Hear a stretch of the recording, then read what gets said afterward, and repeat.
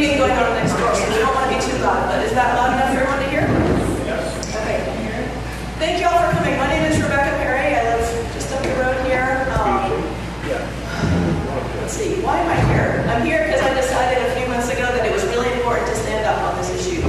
I have a daughter who's homeschooled, so it's not necessarily something that directly impacts our family, except it impacts my community. And as a taxpayer, I felt like it was just really important to start standing up on this issue. So thank you all for coming. One brief security notice. Did everyone be sure to roll up their windows and lock their doors in their cars? It's August. It's zucchini month. If you left your window open, you might go back to find a zucchini on your side. So we'll have just a few minutes of nothing talk if you need to run out and lock your car. We're all here because of the kids. The kids are the reason we're here, and we are going to hear a few gentlemen speak with their experience. CRT in the schools. This is a group that doesn't have an agenda other than let's find out what's happening in the schools. So this is America. We are all entitled to our own opinion, and we are entitled to whatever, no matter how crazy it might be. So we're going to listen respectfully, and we're going to agree to disagree if we need to. So I want to start by introducing Senator Russ Ingalls, who has been behind organizing a lot of these meetings. And just thank him for everything he's doing. I also want to just briefly thank the Legion and Michelle for making this space available to them. So, Senator Russ Ingalls.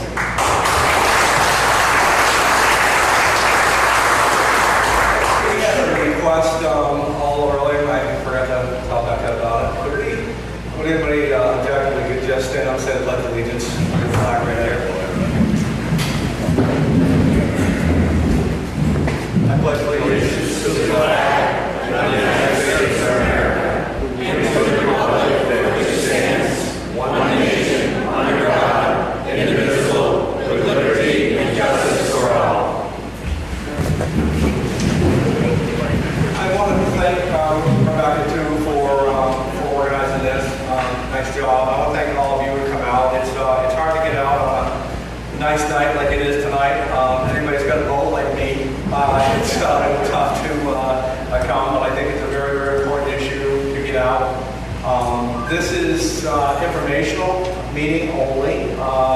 We have some things that are going on that we probably these other speakers will speak about. Unfortunately, Angelique Thomas couldn't make it today, which is unfortunate. We're really looking to hear what she had to say, but we'll get her on the next round. Like we did on last meeting, I do not want disagreements, but let's just keep it respectful to everybody. Everybody's here. If somebody's got something to say, whether you're for or against or with or whatever, just be nice. I mean, we're all here to be nice. So that's really the first request. Anybody that can't do that, well, we're probably going to ask them. They're going to have to go elsewhere. We're here tonight to discuss CRT, or critical race theory, and to tell you that no matter what denials are from the various school boards, superintendents, and some teachers, it is being taught as a fundamental main course before any other subject is taught. What do I mean by that? First, let me tell you what critical race is. Critical race theory is the idea put forth by Marxist groups within this country that all white people, even if they don't know, they are racist. I mean, whether they can admit it or not, they are just racist. You can deny all of that if you like, but if you're white, and especially male, it is because of your privilege and your skin color that anything that you've accomplished isn't because of your hard work. Along the way, you've oppressed anyone of color. There's nothing you can do about it except you can atone for being white and being privileged and apologize for that right of being privileged and white. You are expected to take a second seat to anyone that is of color, apologize, put them before yourself in every instance. Critical race divides us as people and by color. If that isn't the definition of racism, then I don't know what is. That's as simple as it gets. I would ask anyone here to look up the definition for yourself, come up with your own ideas or how you feel about it, but read the 6 or 7 sources that I put together.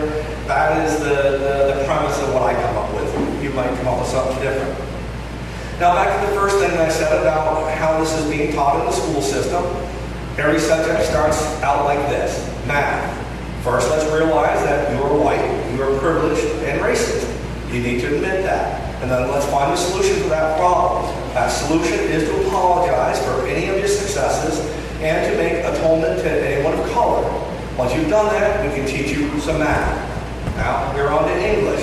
First, know that if you are white, you are privileged and racist. Once you get through that, and understand that, we can talk about some English. Folks, it is a reality. This is the main subject being taught first. It isn't just one study course of racism or the history of racism. Who would object to having a class of the harmful effects of racism? But that's not what's being pushed here. What's being pushed is that if you are white, you are racist. We will show you some of that tonight.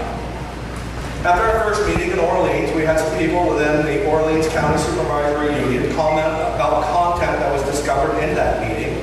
I was very disappointed to read comments attributed to Orleans County Supervisors Union's Equity Director, Mr. Moriarty, and the new Superintendent of OCSU, Penny Chamberlain, who was at our last meeting, denying that any of what we are here to discuss tonight exists. Well, we know that it does, as you will hear shortly. I'm very disappointed in both of their denials. Also, in our first meeting, we had 30 people who were free to come. They were in fear of losing their jobs. We're even discussing what they're experiencing within their schools. If CRT isn't happening in our schools, as Mr. Moriarty and Ms. Chamberlain say, what is? What's so terrible that these people believe that simply by going to a meeting that they might lose their livelihood? That just isn't the way it should be. They should be able to come here and be able to act like all of us and sit here and determine how they feel about that. I wanted to hear and turn it over to our speakers, but let me leave you with this one last comment directed towards anybody who wants to listen or care. Anybody within our school system that is involved with students, if those students know what your political affiliation is, you have failed those students and your profession.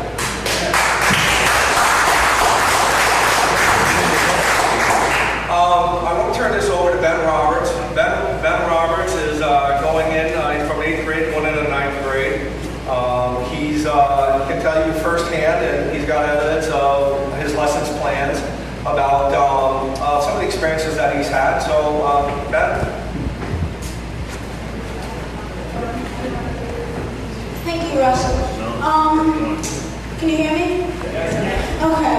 I'm Ben Roberts, and I'm entering my freshman year, and I wanted to point out this article that says they're not teaching critical race theory. I'm in high school, and I'm here to tell you that they do, first of all. And here is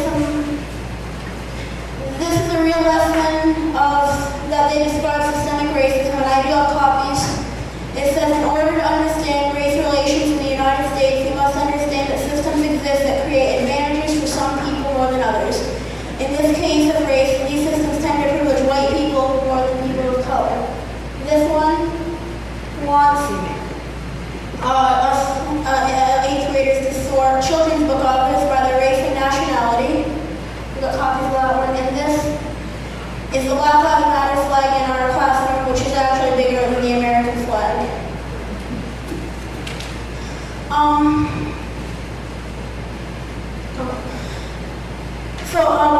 Last year in class there was a presentation, which I couldn't find this time, but the words on the board said, everyone's biased and racist against minorities.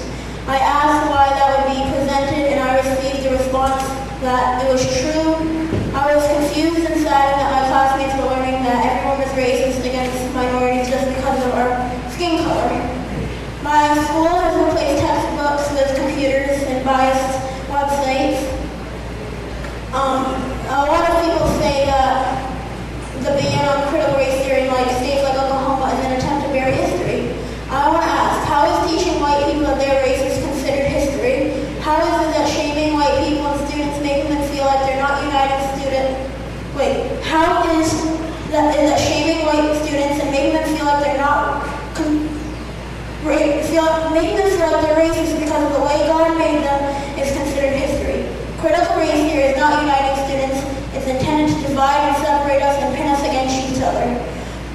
school portrays all people of color as the oppressed and all white people as the oppressors. Students should not have to feel guilty simply because of their skin color. School is a place many students go to with hope and optimism, and it should stay that way. To be clear, I'm not against race being taught in schools, but I want it to be taught appropriately. We're all human beings, and we must stop attempting to define and separate each other based on skin color. We're not crayons. It is truly my belief that the only race is the human race.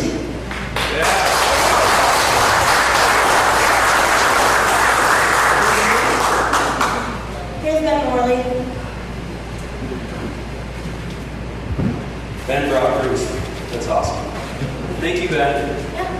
Ben is probably one of the most courageous kids, if not in Orleans County, but in the state. And for a child to come up here and risk everything, the reputation amongst peers, and potentially be targeted, which I don't think he will because he's too courageous, is something else. You should give him another round of applause.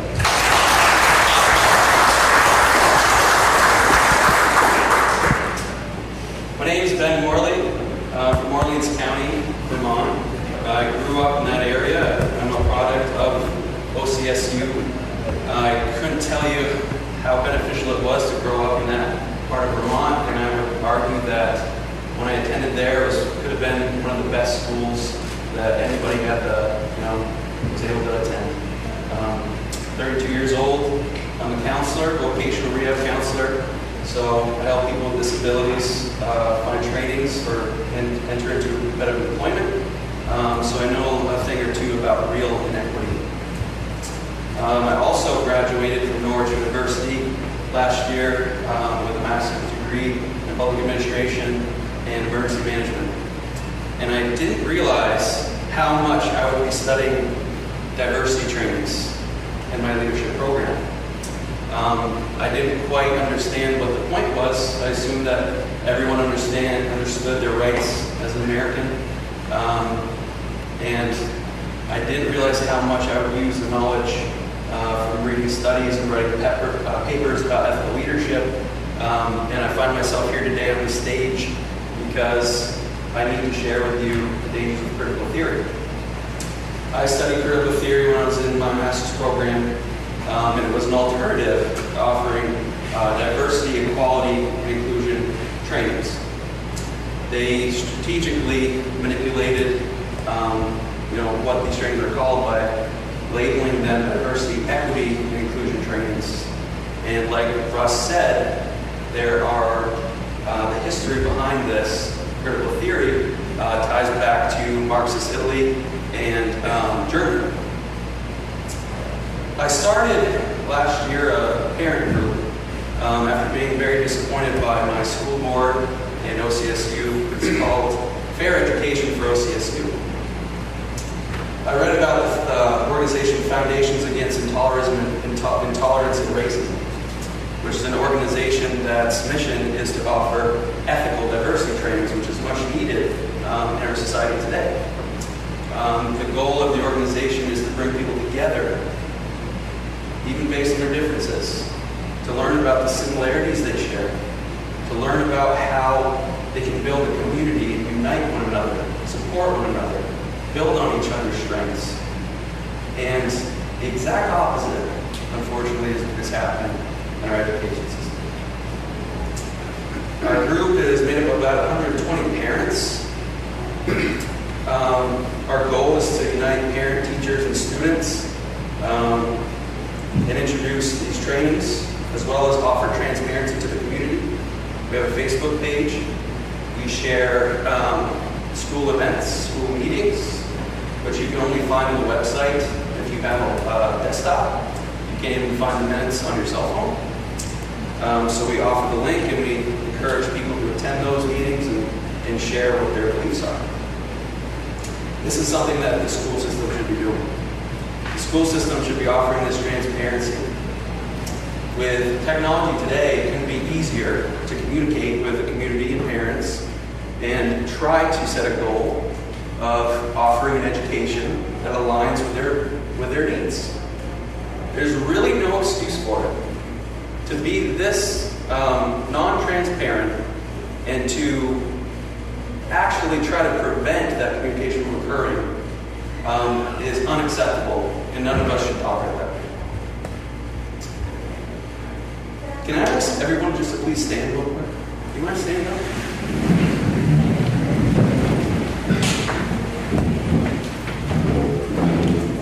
Thank you.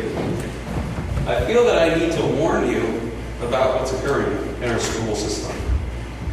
Children in class can't do this easy thing, standing up and speaking for what they believe in and defending their own values at home. It's our job to stand up for them. It's our job as community members and parents to stand up and to speak for them and to defend them, not to allow them to just tolerate this. They run the risk of being targeted by their peers and teachers. They run the risk of having their grades impacted. And it's just unacceptable. How easy was it to stand up just now? How easy would it be to do that and just call the school and tell them what you believe? Call the school and defend the children that are begging for help right now in the school system? It's too easy not to do. Thank you so much.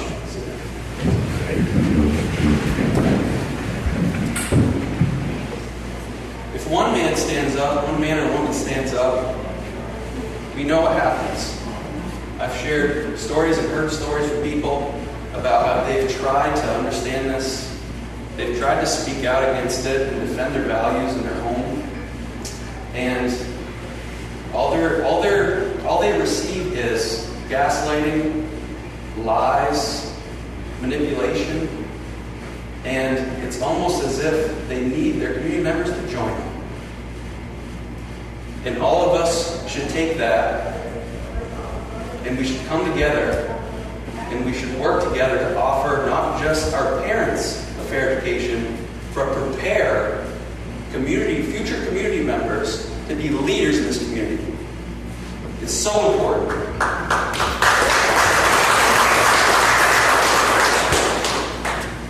So I've studied this orthodoxy in college. I've taken the trainings, hours and hours of trainings. They're critical theory trainings, which are deeply rooted in socialism, like I said. They seek to implement an ideology that replaces equity with equality. Equality is much too important in democracy to replace it with equity. We can't let that happen. We cannot allow equity to overshadow equality. The reason this country is great, the state is great, is because every student, when they walk through that door, has a quality of opportunity to achieve excellence.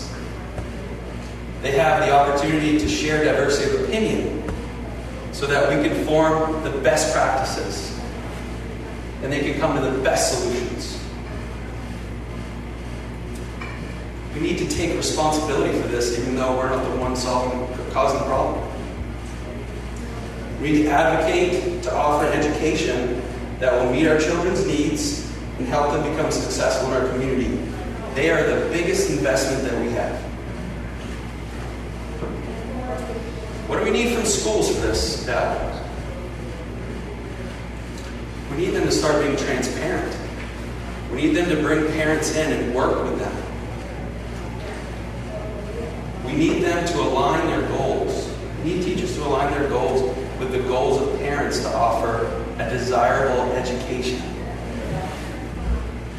Our schools should survey our community and determine what parents' needs are. That'd be easy enough, wouldn't it? I got a survey asking me what affinity space my son wants to be in and how he identifies. We didn't even know that they were offering that. We were all surprised. It's one of the reasons we started the group. It was hidden in an email about something totally different. It said, hey, here's a link for your child if you want to sign up for affinity spaces. We all clicked on the link and we couldn't believe what we were reading. Our schools should value our diversity of opinion. They preach diversity and inclusivity, but they don't practice it. They don't want you to have a place at the table to express your needs as a parent, it seems like. Every time we've tried, we've been met with disdain. We've been called white supremacist thinkers. We've been called intolerant. I was told that I need to work on my white privilege by a principal when I asked what they were teaching in history. It's unbelievable. Now, if they can't do these simple things, we shouldn't pass their budgets. That's how this will change. If they don't show a willingness to be transparent and work with us as a community to offer valuable education, we shouldn't pass their budgets. We should file Freedom of Information Act requests at the school, because if they won't tell us what they're teaching, they'll have to share it with us. And if necessary, we should take legal action if we find evidence of indoctrination or discrimination. I want to encourage all of you tonight to please stand together and please take responsibility to solve these issues, even though, like I said before, you're not creating the problem. It's still our problem to solve, and the only reasons it's come this far is because we haven't taken responsibility to do so. You can and must make a difference to help our community value equality over equity and refuse critical theory, indoctrination, and training. If you're curious where to start, I can tell you exactly what I did in Orleans County with the FAIR chapter. Thank you all so much for joining us tonight. It may not be what you expect to do on a Friday night, but we're very lucky to have you here. And I look forward to hearing from you, because the next part of this meeting is most important where we all talk together. Thank you.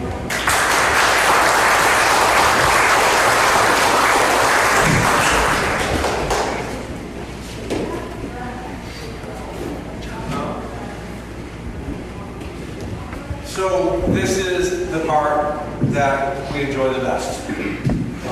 We enjoy hearing from you. And so if you guys want to come on up, we'd love to hear of your experiences, or hear of any questions, or hear of anything that anybody wants to offer, because that's why we're all here. So anybody wants to start?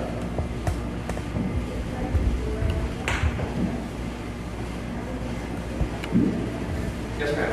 Yeah, my name's Peggy Stevens. I taught in the North Country Supervisory Union for 20 years, English. I have never experienced anything of what you're speaking of tonight. I guess, like to ask you what you think the difference is between equality and equity. Because if I think about special education services for children who have different learning needs, for example, which are many of the students I ever worked with, the idea is that not every student comes to school with the same abilities as every other student. They may require specific supports. That's equity, okay? Equality, what you're talking about, would be to say every kid gets the same education, no matter what their educational needs and requirements may be. And to me, that's absolutely inappropriate when we're talking about educating all of our children. We absolutely, positively agree. Absolutely, that statement, any one of what you said. Why does race come into it? Well, Why? Why does race in this area, why does race come into it? you about how race informs our society, okay? But it definitely has an impact Why? on students. For example, let me finish. I will. I've had very few students of color in all of my 20 years of teaching. I have observed firsthand what they're up against socially in terms of the racism that they have received from their peers in school. So to suggest that it's inappropriate to discuss race when we're talking about this issue is ludicrous to me. But why must every subject focus on race? Excuse me, And it does. again, in my experience, How long have you been retired now? about a year. Okay. In my experience, honestly, I have never heard a math teacher talk about race when presenting a problem. If in my classes as an English teacher, we definitely read informational text about various historical situations that have occurred in this country related to race. It's not like anyone here is going to deny, excuse me, that at least the southern colonies' economies were based on slavery. So, But why in today's world does every subject in the school have to start about race? excuse me, sir, but that absolutely does not occur. It does not occur. We'll hear about some more. It does not. Okay. Yes, ma'am. My name is Samantha Stevens, and I am the North Country Supervisory Union Equity and Community Outreach Coordinator. And my concern for this meeting is that the presentation that you have brought to the North Country Supervisory Union and to Essex County, to which you do not represent, Mr. Ingalls, is a discussion about another region to which we cannot speak to. And so you may present situational evidence that we cannot deny or confirm in this case. But I can tell you that I'm here because racism does still exist in our society. We've had multiple incidents of racism, at least 6 in Island Pond alone in the last 6 months, where racist graffiti has been written on public locations. And I can tell you that those theories and ideas are not coming from school, they're coming from home. So if we think we're going to eliminate racism in our society, we cannot rely on students getting that information from their homes and communities alone. Our schools have to be a part of that solution. We can't allow our parents to teach our kids not to be racist. It's on the schools. It's the schools. It is all on the everyone's schools. responsibility to teach this community about racism and its effects. And we will continue to see students from the North Country Supervisory Union who refuse to shake the hands of Black students who come from other community schools. We will continue to have our own students experience a lack of representation in their reading materials. We will continue to have students who hear language from their friends that denies their humanity if we do not take an active stance in our schools against racism. And we will continue to do that work because we know that our community respects and believes that that is important, regardless of the presence of this audience.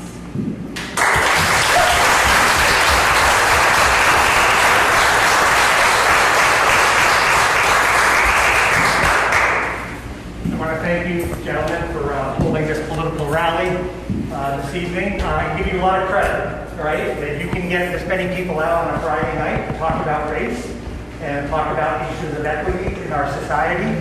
We couldn't do that Wednesday night. The school board passed the equity policy. We didn't have anybody there.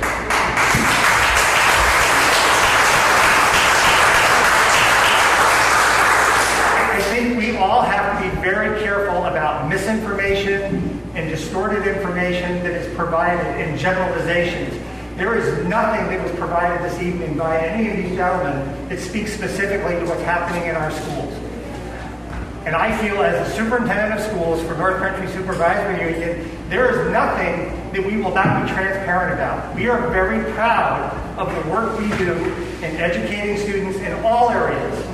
Language arts, math, science, social studies, and issues around race.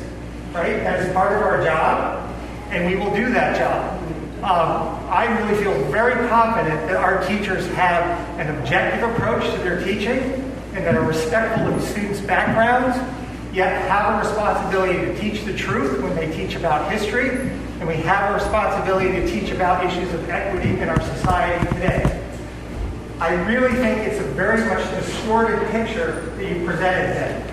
Right? And you talk about it is, and it's unfortunate you can't back that up. I can totally back it up. Ben backed it up by introducing political. But you speak about the need for transparency. I asked to join the Facebook page that Ben has set up, and I was denied that opportunity to join that. I don't know where the transparency is there. Transparency is different in a public institution than it is in a private Facebook. Of course, that's convenient, right? Definitely. That's very convenient. Of course it is. So it's there completely is different. nothing that we are doing around equity work in any of our schools. Let me join your private Ask for meetings. respect. Can you let him finish? Let me join your private meetings in North Country. And that that way you can offer me transparency as well. And you're welcome to come into whatever meetings that we have. I look forward to it. We should do I it. have no problem. We should. I would love to. I really give you credit. You've got a lot of people out. I can't really think of anybody else that's been more effective in bringing people out to have a discussion of race. We will have more discussions about race and ethnicity and equity and justice in our society. We will organize those as well. And we really appreciate that you've kicked off that series, that need for having those discussions. That's what's needed.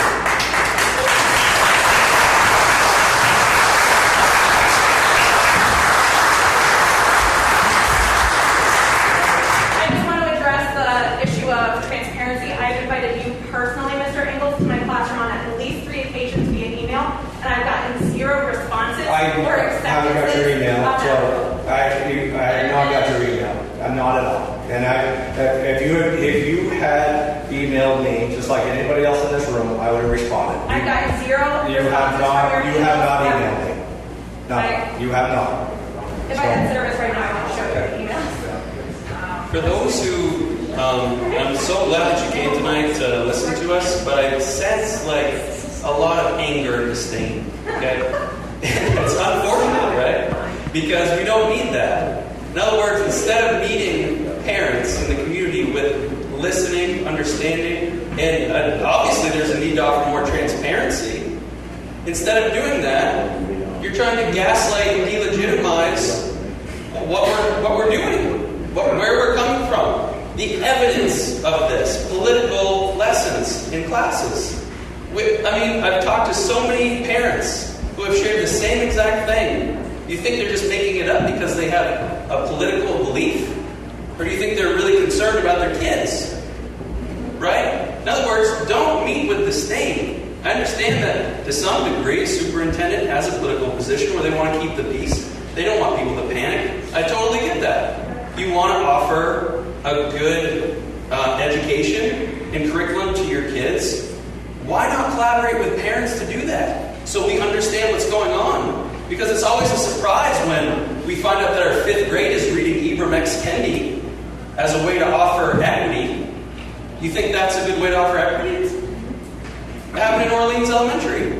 They read Ibram X. Kendi's Stand. They introduced a social justice library with books that are 9 through 12 from an 8th grade lower level. In other words, it's not that it's inappropriate from a political perspective, even though it is political. A lot of these lessons are. The trainings try to make teachers activists, to try to make students activists. It's political. So if you just were transparent and showed a olive branch to work with parents and made them trust you in a way, it would all resolve. That's my recommendation to you. There's really no ill intent here. We're not able to connect with you and communicate things to you, and then there's nothing done about our concerns. More comes in. Actually, in the equity committee at OCSU, they spoke to that parents were concerned. You know what they said? They said that's just a sign that we have more work to do. We need to push this in that direction even more. What do you say about that? So can we have the superintendent tell us or explain to us what is changing as far as the school goes with critical theory or critical race theory? We don't teach critical race theory. We absolutely do not teach critical race theory. So We don't education's teach not quantum changing. physics to 3rd graders. We don't teach critical race theory. So it's not changing at all as far as. Again, this is where things are misrepresented, mispresented, and it's really shameful to denigrate schools, right? Because don't say you're not ill intent, because you spend most of your time then denigrating schools in a general sense. No, I think that teachers are the most valuable professions that we have in our community, actually. And I think that the teachers that are political are abusing their power. You have They're provided. abusing our trust. We have a process for people to bring complaints forward. We have not had people bring complaints forward. You are using this as a political opportunity, right? What do I gain from being on the For an stage? ideology that you believe in, and a methodology and an ideology that you want to. Have you taken any critical theory trainings? I have not. I've taken about 20 hours of it. I'm proud of you. And Good. Right? You The should more go take the students are buying training. it, they read it, I'm proud. You should go take the trainings. I urge you all to try to do that if you get the opportunity so you can see exactly what's happening. Yes, ma'am. I have one question. How many students from Brighton attend Oxford? I didn't hear you. What did you say? How many students from the Brighton region attend the Oxford district? I don't. Zero. Zero. How many students attend Lake Region from Brighton?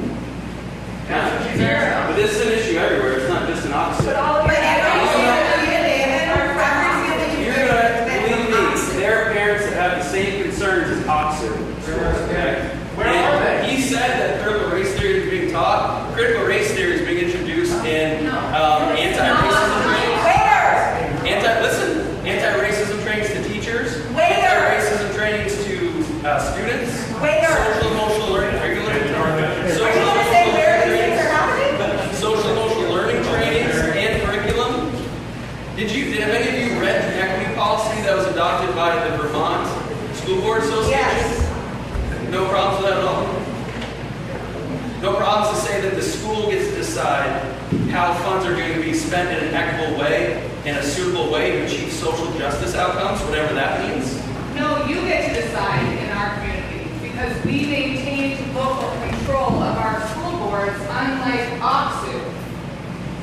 So our community decides how those funds will be expended. Why do you have equity in your title? Difference. Why do you have equity in your Because title? equity is our way to equality. Equity is the most used word in critical theory. It's the most used word. More than social justice. You seem very Why is angry about equity? that. What's You that? seem very angry now. Oh, I am because you're Okay. you as professionals are choosing not to see it and not to listen. But you That's were what saying I'm that saying. you seem very angry. Just for the record, I'm not a teacher, I'm not in education. Yes, ma'am. I've worked at Brighton Elementary School for 6 years, and there are other co-workers here, and critical race theory is not taught at Brighton Elementary School. But I can attest to the fact that there is not transparency. I had a personal experience with that. I was working in the library, and some books came in, picture books, that I thought were inappropriate for school. So I approached the librarian, and we had a discussion. I went to the principal, and all I wanted was, please do not display them. And please, if a student asks to take this book out, I want to call the family and say, this is what the content is. Is it okay if your child takes this book out? And I was told that that could not be done. To me, that is not transparency. We are not working with the families if we're bringing in things that I feel, in my opinion, and I believe many other people would agree, that some of these issues that are societal issues, political issues, belong in the family, not in the school. And they did bring about, saying if a student knows the teacher's political affiliation, that teacher is not doing a good job. And I would say, yes, you are 100% correct. So, no, CRT is not taught at Brighton School, but there are things going on that they do not want families to know. I had to step down from my position because I could not support those picture books that were being given to kindergartners when I felt it was a family's responsibility to teach these principles.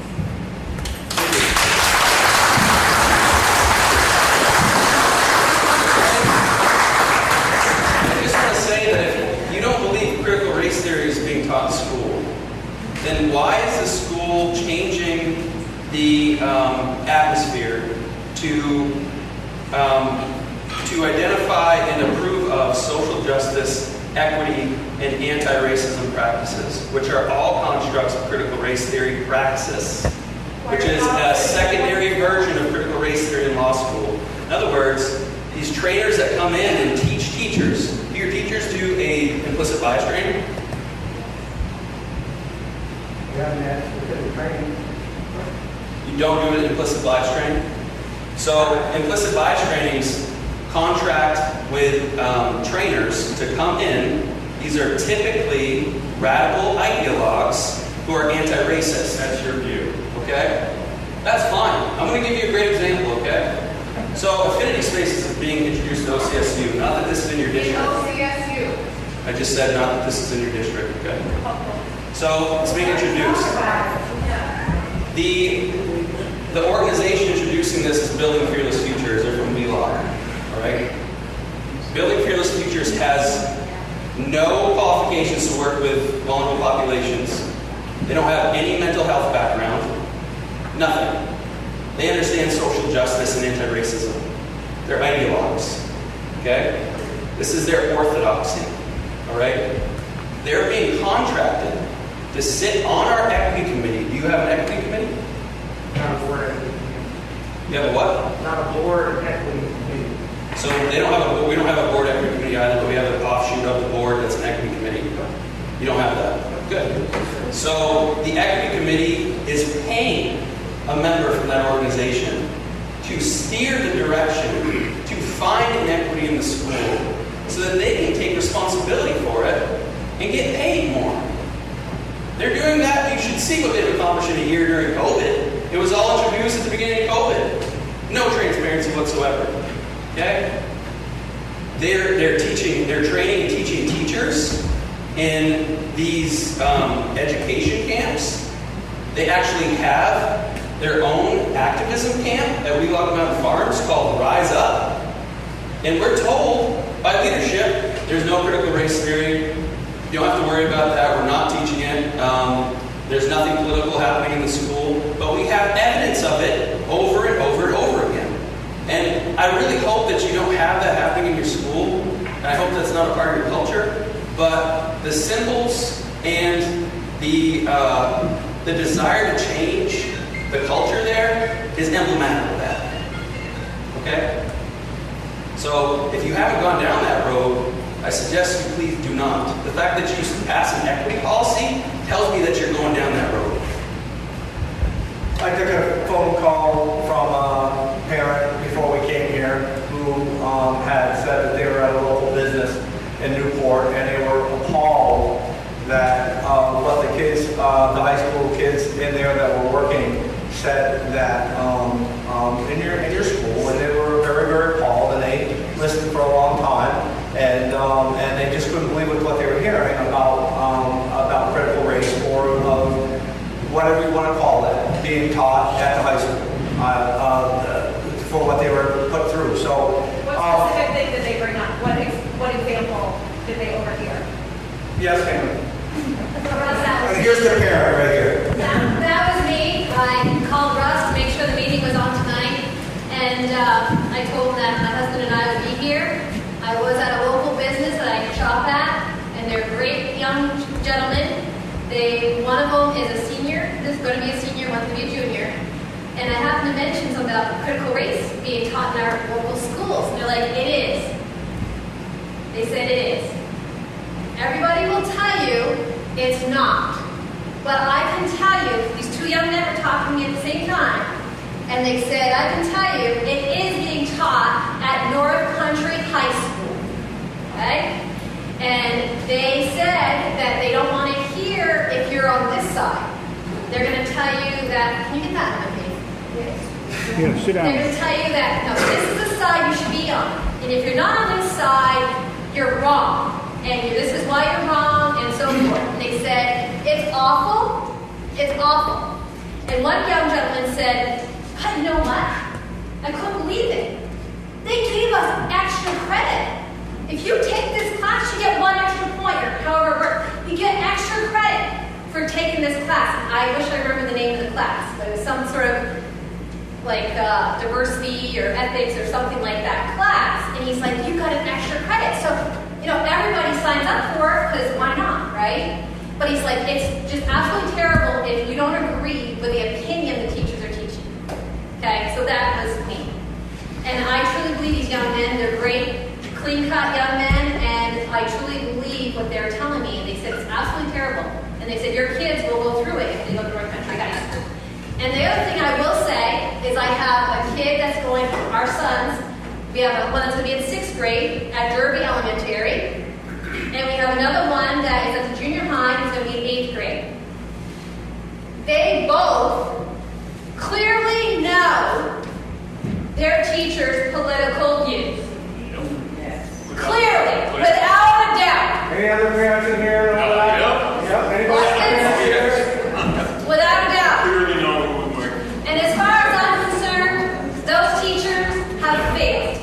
okay? Back when I went to school, they taught you math, science, history as it was, okay? And basic things like that, okay? I didn't have a clue if my teachers were Republican, Democrat, if they voted for the current president or not, okay? Because in my opinion, it's none of the kids' business, okay? Teach them the basics, all right? They don't need to know that you're on this side. And if you're not on this side, you're wrong. We're going to tell you why you're wrong and why, your parents should vote for, who we support and so forth, right? I mean, my kid would even wear a political shirt to school just to irritate the teachers. And honestly, we're rather proud of him for standing up for himself and for what we believe in, okay? We had the other kid, the junior hire, he thought it'd be really cute, and he bought a big, thick book, okay? Donald Trump on the front, okay? Just to irritate the teachers, okay? And they made it clear that what their opinion was, they were against Trump, all right? But the point is, it shouldn't matter what the kid's reading. It's none of their damn business, right? The kid's reading it. But he brought that in halfway through school at North Country Junior High because he had had enough. He was done with the BS from the teacher always giving their view, okay? And there's been a few times we talked at the dinner table, and I'm like, I am going to call that school tomorrow, and I'm going to let him have it. And then we talked about it. We slept on it. And I said I didn't have the nads to call the school and chew them out because I have a good kid, both of them are good, and I didn't want them to suffer from me chewing the school out for what they're telling our kids, which isn't right. You, in the white shirt, you said we need to stand up. We want to stand up, but we're afraid it's going to negatively affect our boys, and we don't want it. And I guarantee you there's parents here right now and in our county that feel the same damn way we feel, but we want to protect our kids, but we also want to stand up for them too. It's very, very challenging. Thank you.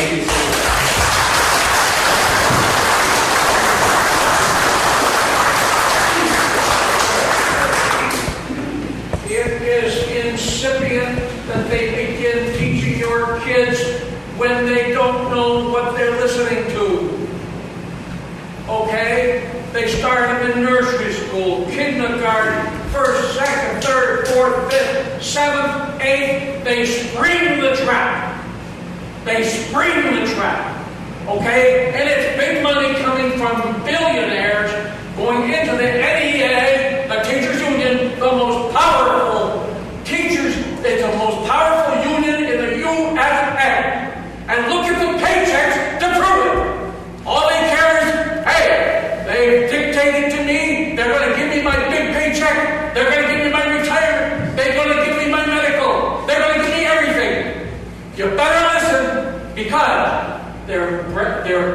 it's incipient.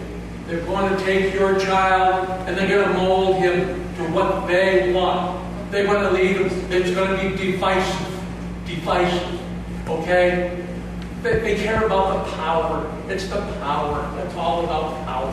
I wish you coach would just get it straight. Okay? Don't lose your children to the governments. Yes. Don't lose them to the unions. Don't lose them to people in power. Yes. These are your children.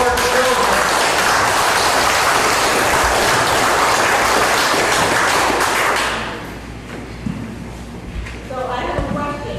Yes. What can the community do? What are the signs to look for? There are some people saying this is happening in this district. Let's have some solutions instead of complaining. I think that and then Brian will go to you. I think that exactly what I said at the last meeting, exactly what this superintendent has said, they just passed an equity committee and there was no involvement in the community. I think if you want to do something, show up to these meetings. Show up to these meetings, ask questions, and it doesn't have to be 15 of you. I can guarantee you, I said this at the last meeting, and I heard from teachers and from administration that what I said was correct. They'd be happy to have you show up. They've been asking for people to show up for a lot of years. Show up. And it doesn't have to be 15 of you at all at one time. It can be 5 on January, 5 on February. Michael? So the Oxu High School Board, and we're not here in an official capacity, just as an observer because I wanted to attend one of these meetings and to hear firsthand and see for myself. I had one of my children had gone through the White Region High School system. I've been on the board close to 20 years now, and in those 20 years I've seen a lot of change, certainly at the high school level. I think something that came up here earlier today is parental involvement. I'll tell you, I've been chairing the board for the budget, and we're lucky to get a handful of people that pass the $6 million budget every single year. We spend hours and hours to refine and define the budget, looking for input and looking for feedback on whether or not we're providing successful education and supporting all programs that are necessary. As a board member, I invite anybody to come down to our White Region board, and there's a public comment period at the beginning of every meeting that gives any person or any parent or association to come down and actually talk to the board. We listen. As a board member, my ears are very attuned to any parent. But quite honestly, in the 20 years that I've been there, we would be lucky to fill up this room with the number of parents that have come to any of our meetings collectively. It's very, very rare. There was one. I tried to cut the music program. We had but the result was very positive. We now have a very successful music program that was steadily declining. One thing that I wanted to bring up that really concerns me, and I recognize that I'm not as familiar with the North Country Supervisory Union, even though I serve on the Regional Advisory Board for the Career Center. And I know John Castle, I respect him highly, he's very educated, very knowledgeable, and I really appreciate his opinions. But there's something that's really going on that may not necessarily be here yet, but I feel that it's coming soon. And I think at White Region we're beginning to see the influences of that now. And if you read any of the papers, you'll see that I'm pretty vocal about pushing back on some of this stuff. But I came across this doing some research on critical race theory, because as a board member and a private citizen and taxpayer, it's really important for me to really understand what the arguments are. And critical race theory, in a nutshell, is Marxist and it's a racist position. There is no doubt about it. I don't think anybody can deny that critical race theory is really a cancer if it's in the education system. It's a cancer. And it's a cancer with the American society.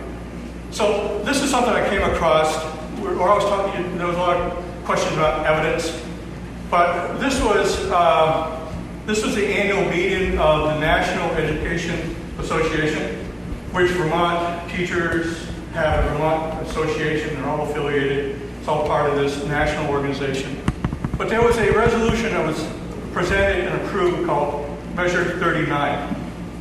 And it deals with a couple of different things, but the NEA will, with the guidance on implementation from the NEA president and chairs of the Ethnic Minorities Affairs Caucuses, shall share and publicize through existing channels information already available on critical race theory, parentheses CRT. With it, what it is not, have a team of staffers for members who want to learn more and fight back against anti-CRT rhetoric, and share that information with other NEA members as well as their community members. B, provide an already created in-depth study that critiques empire, white supremacy, anti-blackness, anti-indigenacy, racism, patriarchy, so on and so forth, capitalism, and other forms of oppression at the intersections of the society, and that we oppose attempts to ban critical race theory and or the 1619 Project. And if you're not familiar with the 1619 Project, there's a section of people in this country that believe the United States was founded in 1619 dealing with racism and slavery. So I think it's very clear, at least on the national level, and I believe at the state level, that CRT is coming into our school systems. Whether it's at this school system up here, I don't know firsthand, and that's for you folks to determine, but I do know from what I'm seeing and what I'm feeling and the pushback that we're seeing at the Oxford level, that it's at our doorstep. We have a board member who went to a racial seminar. She came back to the next meeting and said, I found out that I'm a racist. Okay? How did you find that out? and that we're all racist. Well, unfortunately, I wasn't in a public meeting going to push back on what she really meant by that, but the inference was that we as a board were all racist. That's my take on it, not necessarily what she was saying. We had another board member attend the Racial Equity Committee at Lake Region that's still ongoing and creating some of these policies. When pushing back and asking some of the questions about equity and some of these other, what I call CRT terms, she said that she now needed to deal with her white frailty. So it may not necessarily technically be there. It's on the doorstep. If it's not on the doorstep, it's coming. Because the National Education Association has come into this full board. They've dedicated hundreds of thousands of dollars to push out to their affiliates in all 50 states, some 12,000 educators in this state alone, to push this theory and push it into the curriculum and push it into the mindset of the kids. Again, I don't represent Lake Region. I don't represent this district. I'm coming as a taxpayer and as an informed citizen to give you a different perspective, but this is their resolution. This is what NEA is going to be doing if they're not doing it here. And I commend, if John says he doesn't think it's here and it's not here, I commend and applaud him for it. But I think we as taxpayers, as parents, and concerned citizens need to open our eyes. We need to get involved. We need to go to board members, go to board meetings. We need to participate because that's the only way you can become informed. If you're not informed, all these things happen behind the scenes. They get passed, they become ingrained, and it's impossible to bear them out. So as a citizen, as a taxpayer, as a parent that has gone through this system, and actually went through Lake Region as a kid, I graduated Lake Region a few years ago. We as a board member, and I'll say this as a representative of Lake Region Board, we invite each and every one of you to come to our board meetings. Each and every one. They are open, they're transparent, except for executive sessions when we deal with sensitive issues, and that's by law. If anyone that wants to email me, I think I've had 10 people in 20 years talk to me directly with email about concerns at the Lake Region system, which I think is awful. But that's the way it is. So my advice to each and every one of you, get involved, ask me questions, hold your elected officials accountable, and go to these meetings and vote.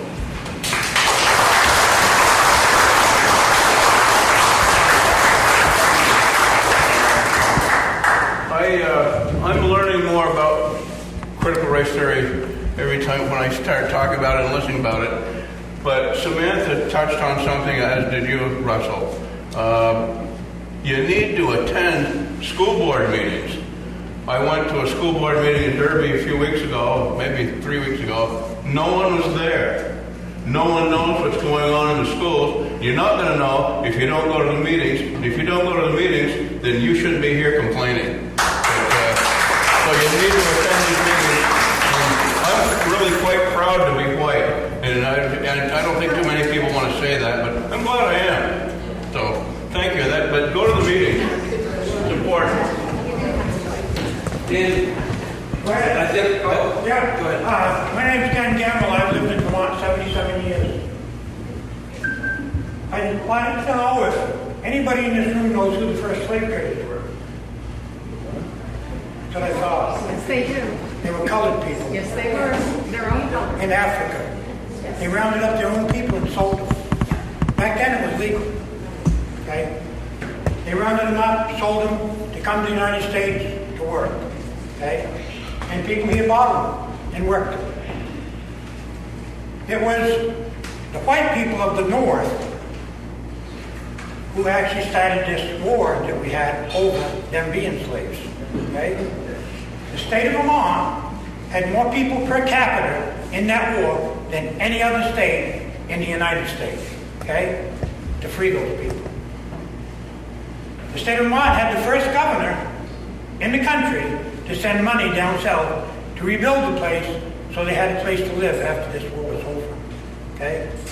99% of the colored people stayed in the South because they weren't that bad treated.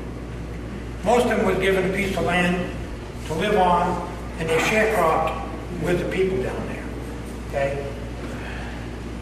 In St. Johnsbury, Vermont, where I lived, I was born and brought up in St. Johnsbury, there was actually tunnels under houses. because that was all part of the big train that got the colored people to Canada, okay? So when you sit here and tell me that I'm a racist, you're wrong, okay? I had black people that worked for me. I trained black kids to box. I worked on a lot of black people's cars. I have no hard feelings towards any black people. So please, don't tell me I'm a racist. I'm not.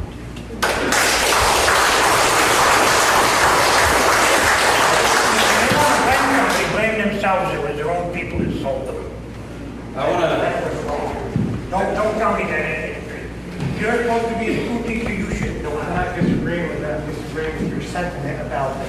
I just want to discuss really quick how these changes occur, because this is really important to know. So on a school board, there's typically an equity committee, all right? The equity committee, even though it's open, is not a place where diversity of opinion is welcome. I've tried to join one, okay? I was called a push. I was called someone who's going against the grain and questioning things, and that's not good, all right? The equity committees typically bring in activist organizations or contracted organizations to do equity audits. These radical ideologues are sitting on the equity committees, and they're using funds for grants to indicate what is in equity and what is not. When they identify it, they come up with solutions to fill the void and solve the problem. That happens in a lot of these equity committees. As soon as they establish an equity policy, they have a foundation to stand on to continue to do that. Okay? That's how it's being funded. That's how it's pushing forward. And unfortunately, the equity committees aren't always transparent with the school boards. And one, what they want to accomplish, and two, what their true goals are. All right? If your school board or your website, school website has equity meeting minutes, please read them. We found out so much information, and we learned about so many changes that happened that no parents knew about. And it's completely changing the school's cultures. Completely. And it's not about race as much as people think. It's about creating an infrastructure for progressivism. It's about creating that infrastructure where a school can be political, where they can fly BLM flags, where they can speak about Ibram X. Kendi and offer these different types of literature in an effort to condition kids. And unfortunately, I don't think that leadership knows it. They can't be in every class at the same time, right? Even people that walk into a class and make sure that nothing harmful is occurring. Can't the teacher or the third-party organization just tone it down a little bit until they leave and then bring it back up? Right? This is what's happening in school systems currently. And it does take us to pay very close attention and to demand more transparency from our school districts. That's how we can accomplish this. Right? We have to work together to offer solutions. I really would recommend that all of you start a FAIR chapter. It's a foundation against intolerance and racism. They offer ethical, diversity, equity, and inclusion trainings. Very ethical, very non-biased, and they pride themselves on that. And we're not up here saying that we don't need it, that it's not demanded, even though that keeps being echoed in the newspapers, and it keeps being echoed by a lot of the different school organizations. We're saying that we need it, but we need to introduce it in a non-biased, non-political way. That's what we're saying.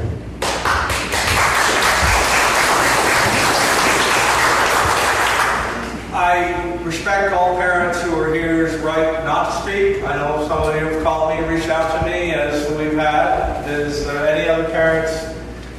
Does anybody want to talk about anything that they've experienced or anything like that? And I respect your silence if you don't want to.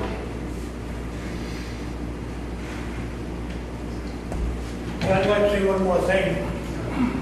I went down to the St. Gallenbury School to pick my granddaughter up. My daughter couldn't pick her up, she had an appointment.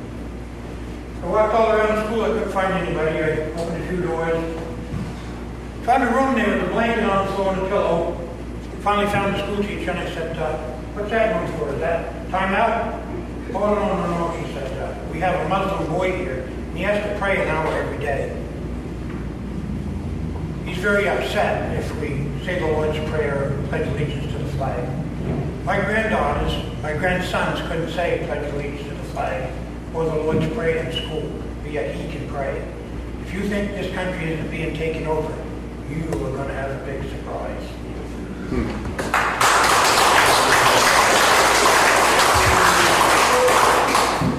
So we don't want to keep on going over and over and over the same stuff. If everybody's said what they want to say, we can end early, or if anybody has anything else that they'd like to offer, by all means, we're here. I have a question. Yeah, go ahead. That you really believe we should be teaching the truth, right? What's the truth? Who gets to decide We need that? to teach the truth. So do you Who believe... gets to decide the truth? So do you believe it's important for us to teach McCarthyism? I think it's important to teach a structured curriculum that doesn't infringe on anybody's beliefs. Do you think specifically we should be teaching students about McCarthyism? What are you asking? What are you really asking? Because there's like a hidden question there. I What are you think we asking? know. Well, just tell me. Right. We're having a conversation. Be transparent. This is akin to McCarthyism. That's exactly what I'm saying. Okay. By having a discussion about what Mr. Sandville brought up, about what the NEA has brought in, about the folks back here, what they've said, about what everybody said. That's McCarthyism. By being here as a community and giving our opinions, and that's McCarthyism. That, sir, is part of the problem. If you can't be part and value everybody's opinion here, that's part of the problem, isn't it? No, you are the problem. Okay. I'll accept I'm just that. trying to have an open dialogue. You just made that comment based on what? He's the problem for what he said. Because we have sat here and listened to people denigrate schools without any clear evidence. We're right over here. No one's denigrating the school, they're denigrating the theory. Clear evidence, not very specific. Where's denigrating the theory? Denigrate schools for your own political benefit. Right here. You can't take offense to people speaking their minds about what they believe. Like, stop being They offended. don't like freedom. It's just a part of our American process, and it's what builds a democracy. Yeah. I have two boys, we have two boys, one in Derby Elementary and one in the junior high. And like I said, they know their teachers' political views. And they're not our views, but yet, oh, I got another thing to tell you. So at Derby School, was it CNN? So Derby School, 5th grade last year, every single morning, 10 minutes of CNN, okay? Halfway through the school year, my son's friend, she says to her teacher, we watch CNN every morning for 10 minutes. Yep. Well, how about watching Fox News? Absolutely not. Absolutely not. Why? Because it's just CNN. That's it. They only want to teach it that one way. And it's, in my opinion, quite wrong. If you're going to teach something, teach it all or don't teach it all. Either teach all sides or don't teach. We watched that same 10 minutes in Oxford as well, in Orleans Elementary. It was CNN 10, right? Yeah. Yeah. Okay, yeah, we watched that too, just to be clear. So both districts have one. And the last one thing I would like to say, I'm assuming Mr. Castle will probably be the gentleman in charge of this. I'm very proud of Russ. I really am for getting us here because it's a nice night and we'd rather be on our boat too. So I'd really like to see like Mr. John Castle, I'm assuming he's in charge of, getting the word out to all us parents about these school board meetings, these ethnic meetings, if you guys are going to vote on things like that. Because Brian Smith, you're right. I do admit we've never been to those meetings because truthfully, we don't know. We don't know. Same time every month. And they probably don't really want us there either. That's on us. That's on us. That's on us. And I can tell you what, Going to be moving forward. you better plan on seeing my face at those darn meetings. You guys.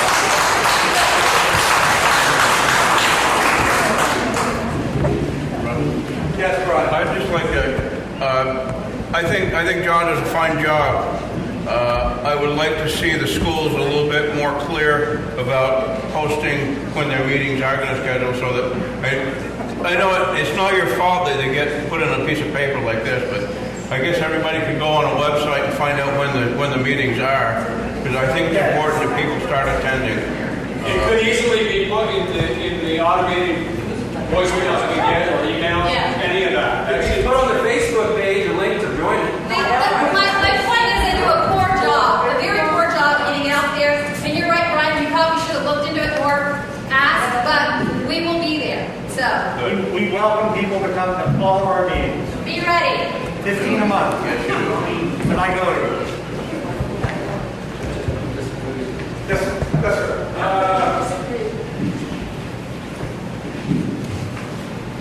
I did, so trying to get my head around how there's a lot of process. But like trying to tie some of the things that have been said together.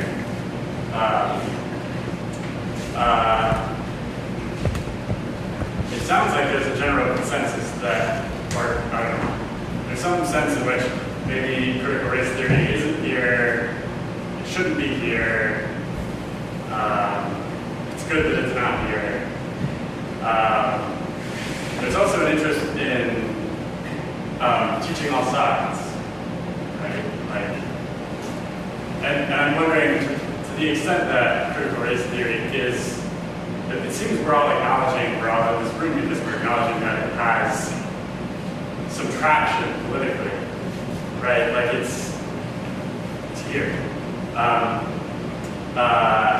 And so I guess something to chew on maybe is, to what extent do our schools actually have a responsibility to be exploring some of the issues that are raised,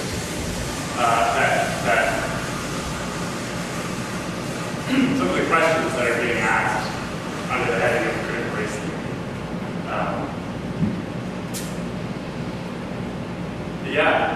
I mean, there's a lot more. Thank you.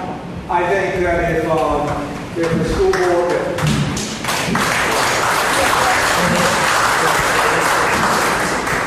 I think that if the school there's no critical race here, and there seems to be a consensus that there might be from some, and there might be from others, but you're dead set against critical race theory, let's see some action to make sure that it doesn't get here. Let's see, so that we can definitively say, there's no critical race here. What are you talking about? How can you even confuse it? Because I do believe, as Mr. Sandil says, and some other folks in the room, Danielle and other folks, that I think we are dealing with it. And if it's bad, which we think it is, let's make sure it doesn't get here. But let's continue to have conversations, sir. Let's continue to have conversations. And it doesn't hurt. We're going to have some more. We're coming to Derby. We're going to Barton after that. We're going to keep having them. We're going to keep having them. We're going to keep on getting them here. Because if some people think that this wasn't constructive, it is. It is for everybody to be able to hear their voice and let it be known it's constructive. And we're going to keep having them. Yes, ma'am. I just would like to ask everybody in this room, because it's clear that many people are very concerned about critical race theory having a negative influence on their children. Are you all just as concerned about students calling others names? And I'm saying it right out loud here, like calling another student a nigger, or calling another student a hateful name based on perhaps the sexual persuasion or whatever the appropriate term is for it. Are you all so concerned about the hurt that is caused by people who are prejudiced against other people just for being who they are? Of course, absolutely. But is that a proof? Absolutely. But is that an issue where we change the whole dynamics of how we teach our children versus dealing with that and calling in people and having proper punishment for it? Seriously, sir, I would really like not just to come to a school board meeting, but to get to go to your kids' classes, because I can absolutely tell you that nothing like this what we're doing next, and we've already started it on this coming school year, and we're prepared for it. When a student knows of their teacher's political persuasion, they're going to contact us, and we are going to make that known. So we will be in the classrooms. We will be there, and we are setting it up right now as it comes forward. As things come forward, we are going to be making it known when we'll show you. We'll show you where it's at. Sounds a lot like McCarthyism. Oh, Jesus, probably. Here we go again. We're stuck with McCarthyism. That's okay. So if you were to start a fair chapter, okay, it's a foundation I was talking about. They actually have a lot of supports in place for their chapters, where you can report incidences that occur.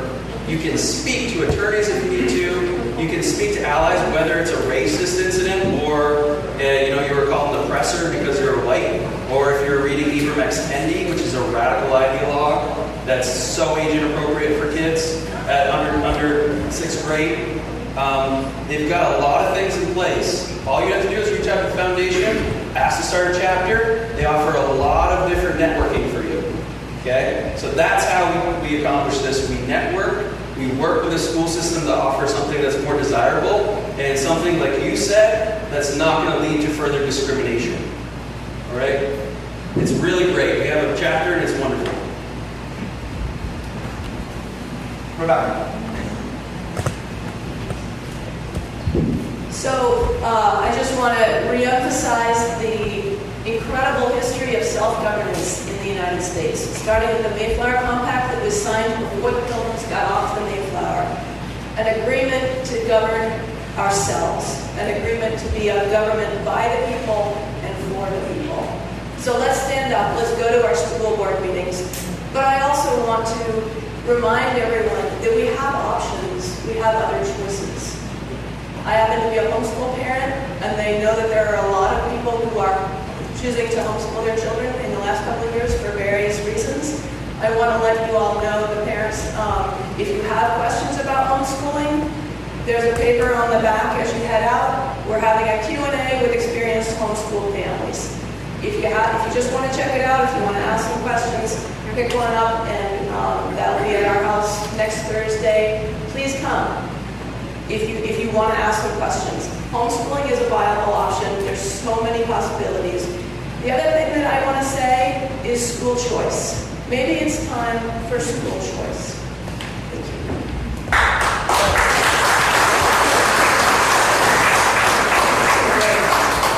Russell, I have to ask John, are parents allowed in the classrooms while teaching is going on? Or do the teachers not want parents in their classrooms? I don't know, years ago we could walk in any old time. But We would ask parents to make appointments to visit school to be in the classroom. They would have to make that arrangement. okay. Well, that was my major thing. But everybody has to show up if you have an interest, whether it's your children, your grandchildren, your neighbor's children, somebody. Speak up, get up, go to a meeting. I sat on, I'm going to tell you who I am. I'm Lynn Batchelor, and I sat on the Institutions and Corrections Committee for a long time. 2 years I sat on education. And the education committee was difficult. How's that? Corrections was easier. But the education was more difficult. There were a lot of more pulls and pushes that were going on. And when I was there, we ended up making sure that we got all the lead out of the pipes in all of the schools. That was our claim to fame. However, we just need to speak up, pay attention. Don't just go through life saying the next guy will take care of it. Please speak up. Please go. Please be present. Thank you.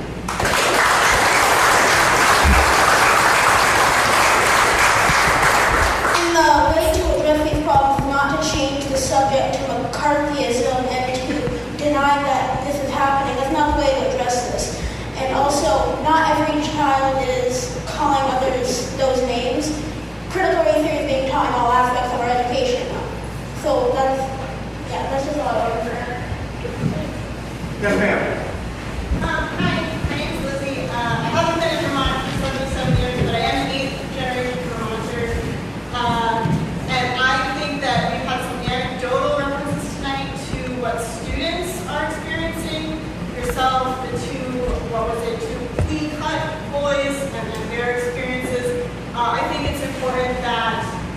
students are really being centered in these discussions beyond just some hand-picking of voices, because I think that these questions about what's going on in classes, what are students being taught, how are students feeling about themselves in their classrooms, and that a lot of that has to be about the students, and it's got to be their voices.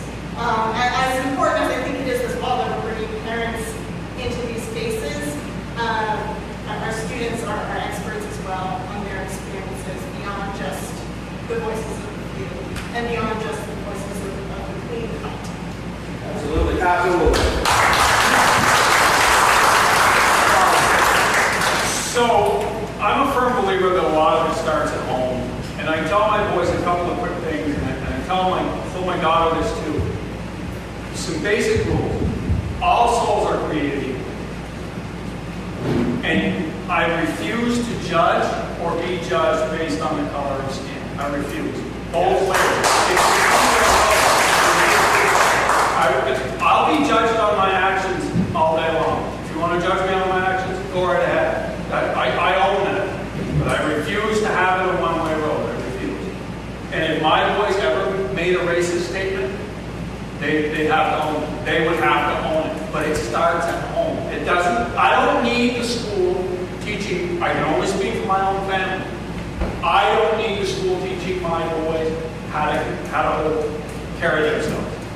Trust me, I will teach them that, and they will learn the right things. The only thing that matters is all souls are equal. The only thing you can judge somebody on is their action. Go out every day, make somebody's day better. That's all you need to do. If you do those few little things, everything else falls into place. I do have one question for Mr. Castle that I have in mind. Is virtual learning an option this year? At all? Wait, what? Virtual learning, is it an option at all? No? We're not providing a virtual option across the supervisory union. Why is that? There was not a belief at the time that we needed to do that last spring when we made that decision. Right, but you don't have time to make an adjustment if a student doesn't feel safe in a school health-wise, and it doesn't become comfortable. What's our option if they don't feel comfortable in a school and wearing a mask? What's our option? I would ask you to contact me and I will talk to you. I know what the option is. There isn't one. Homeschool with an online option. I realize that, but I'm talking about where my $38,000 in taxpayer money goes. I'm talking about because if I can homeschool my children today and I get my $38,000 back, they're on the phone tomorrow morning because I'm smart enough to do it. But we need school choice, and I never understood why the pushback was so hard, so strong for school choice. But I understand it now. I understand it now. When you give people options, people have to work harder to be better, right? Absolutely.